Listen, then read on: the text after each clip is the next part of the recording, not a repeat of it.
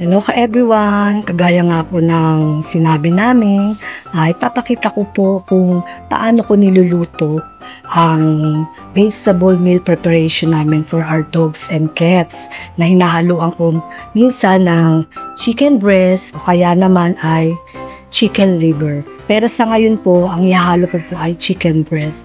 Yan, pinakita ko po yung niready namin na vegetable meal preparation. Ayan po. Nahugasan ko na po yung chicken breast. Pinakita ko lang po itong chicken liver para alam nyo kung ano yung minsan na niluluto ko na hinahalo ko sa lahat. Nahugasan ko na po yung kalabasa. Ngayon, ito naman broccoli. Hugasan ko po siyang mabuti. Tapos, rin-drain ko siya. Yan, nahugasan ko na po lahat yung mga gulay na ilalagay ko. Yan, yung broccoli, yung carrots, celery, kalabasa, at for today po ay chicken breast. Ayan, tabi ko na po for tomorrow po yan. Ayan, nag-iinit na po ako ng kawali. Ayan, lalagyan ko po siya ng virgin coconut oil for pets. Gigisa ko po dyan yung chicken.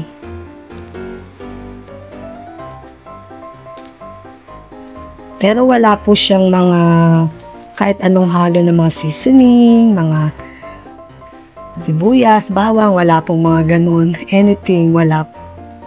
Yan, lagay na po natin yung chicken. Medyo matilang sipot yun ito.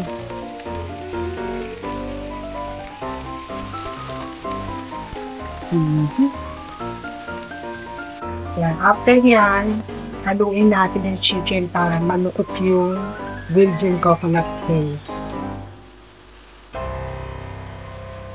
Kasi natin na medyo malusin na siya. Bagay natin lagyan ng tubig.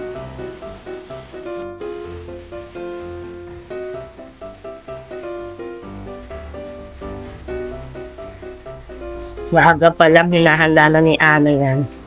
Para lumamig, yung nakain na kagad ng aso plus.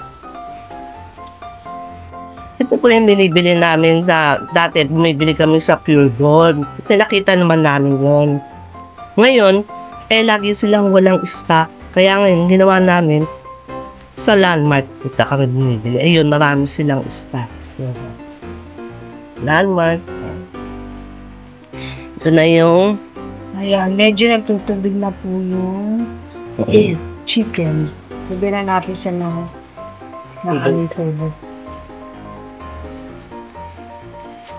Tayin natin siya medyo kanilo bago natin ilagay yung mga gulay. pakukuluin muna, Ana. Konti po muna, tapos tsaka natin lalagay yung mga gulay. Kaya nakaready na yung mga gulay.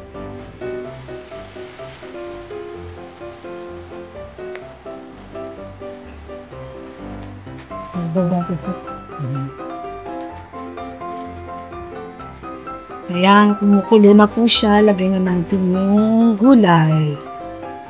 Ito yung kalabasa.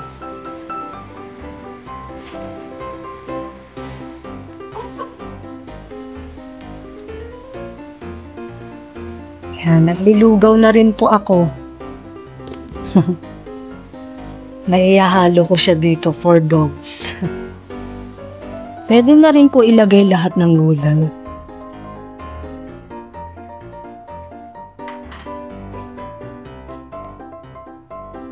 Ihahalo na lang natin.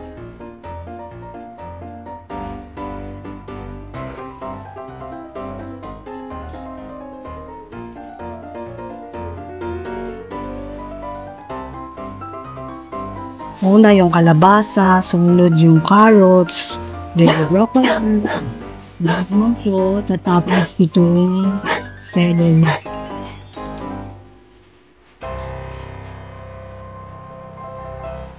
Yan. Takpan natin, pakuluin, lutong-luto, bago natin ilalagay ang ating oatmeal.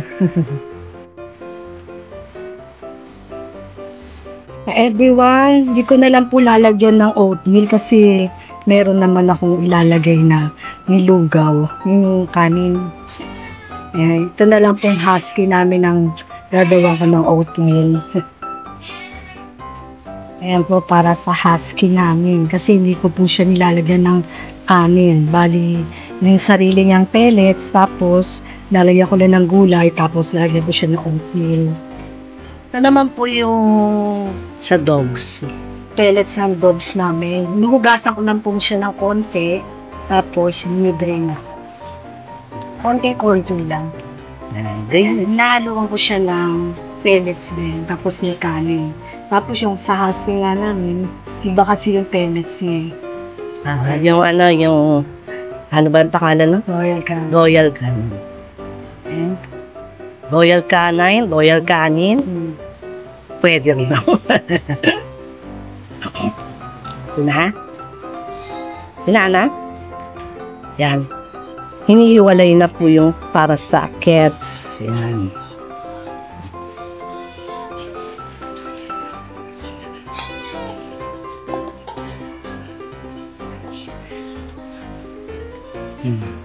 Kasi yan, isang lutuan na ho yan para sa cats and dogs lang. Paulit-ulit po, no? Paulit-ulit. Tapos lalagyan mo siya ng tubig. Sa ako lalagyan ko ng pellets and dogs, saka yung kanin. Hiwalayan ko muna yung husky kasi yung husky namin doon yan nagkakanin. Yan. Yung sa pusa, lalagyan ko ng cat food pellets. Tapos si Ana, bahala na siya dito, no? Kung ano ilalagay mo, no? Kaya hiwalayan ko muna yung Husky. Si Ramona, naghihintay na. Asa si Augustus? Hiniwalayan ko na yung aming husky. More on kulay po yan. Okay, Tapos Astra. lalagyan ko siya ng oatmeal. Yan ang Astra. Ano siya? On diet. Hindi, gulay lang yan. Kasi, pinag-dieta mo siya. Medyo masabaw siya. Kasi overweight siya. Pang overweight yan, ha? Kasi dieta. Pag naiwalay ko na po yan. Naiwalay ko na. Hindi, ang maganda lang kasi, puro gulay. Nalagay ko na yung kanin. Ito yung saan? Sa lahat ng dogs yan.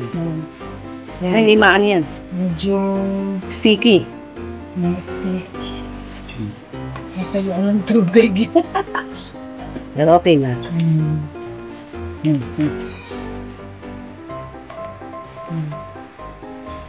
Hintay ka naman, Ramona.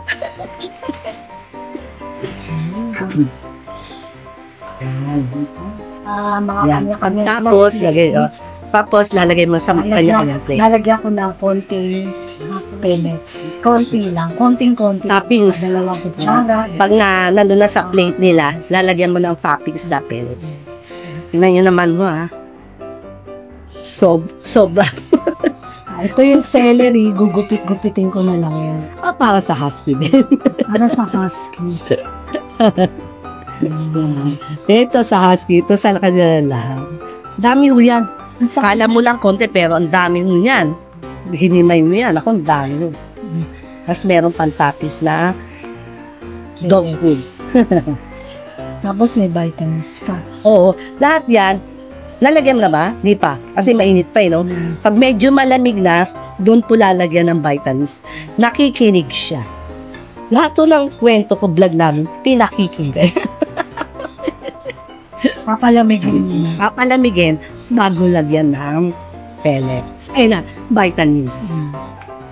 Ayan, i-ready ko na po yung mga pagkain nila. Nailagay ko na sa pinggan nila. Ayan. Ito yung sa husky. Tapos yung sa dalawang bulilit namin. Tapos yan, nahaluan ko ng pellets. Yan, sa ibabaw ng konti. At ito mga po, meron na siya. After niya, lalagyan ko na sila ng mga vitamins. Yan. Yan. Ito yung B-complex, tapos yan yung immunol. Ito yung malunggay powder, tsaka yung tumyan. Nalagyan ko na ng malunggay powder. Ganun lang sa inyo.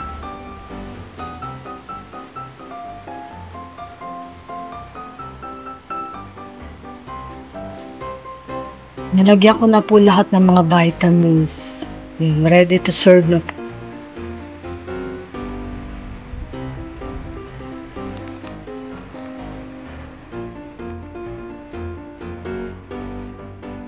Pareho lang naman po yung vitamins na nilalagay ko sa dogs and cats namin.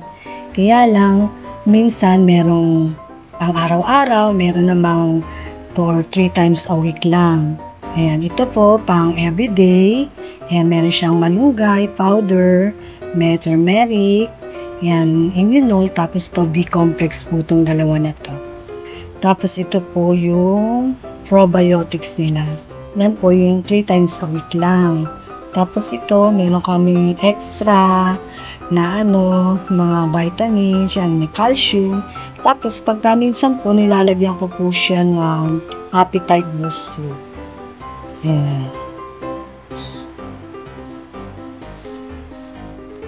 Yung sa dogs po namin, ina-alternate ko po. Pagka nilagyan ko na ng kanin, hindi ko na po nilalagyan ng oatmeal. Pero yung pellets po nila, everyday po.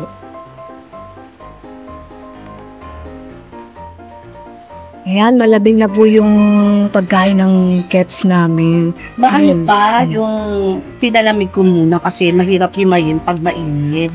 Ngayon, ito yung mga hinihimay ko para madaling bang nila. Kasi usually po, puro yan yung mga senior na natatanda na yung pinsan natin. Siguro ang pinakamabata dyan ng 5 or 6 years old, yung mga pinakabata. Lahat sila matatanda. Salamat naman sa Diyos.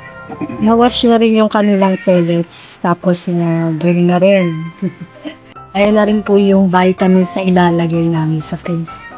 Ayan, may malunggay, may B-complex, may immunol, ayan. Ito na po ilalagay ko na. Nahugasang pinatas na drink ko lang. Ilalagay nito. Ito yung cat food pellets blush.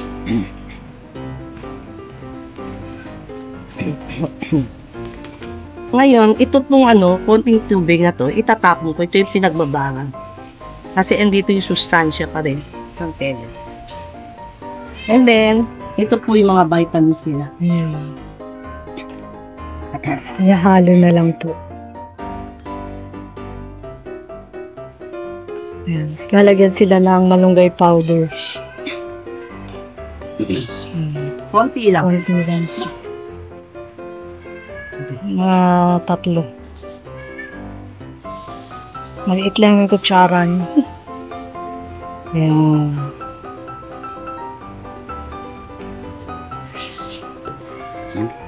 Haluin.